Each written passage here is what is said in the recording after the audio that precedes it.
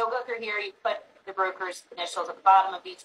So nasa zero to Reva class tayo. One of the most common question I get about transaction coordination is, saan mo kukunin yung information na ilalagay mo doon sa kontrata? Since iba-iba ng way ng paggagawa ng kontrata, iba-iba yung state requirements nila, at yung mga malalaking brokerage, iba-iba rin yung system na ginagamit. Ang pinakang magiging buod lang ng iyong pagiging transaction coordination is making sure that you have attention to details. Yung mga clients, usually sila or meron silang tao na magte-train sa inyo kung paano nga ba yung process nila for contract signing. At saka kung saan kukunin yung information na ilalagay ninyo dun sa documents. So kung gusto nyo maging real estate virtual assistant, ang kauna-unahang skillset na kailangang i-improve nyo is attention to details. Practice tayo. So sa video na to, may ilalagay ako na isang line na nandyan somewhere. Hanapin nyo na lang. Pag nakita nyo, i-comment nyo dito. Yung lahat ng makakasagot ay mapapasama sa raffle na ito-draw namin bukas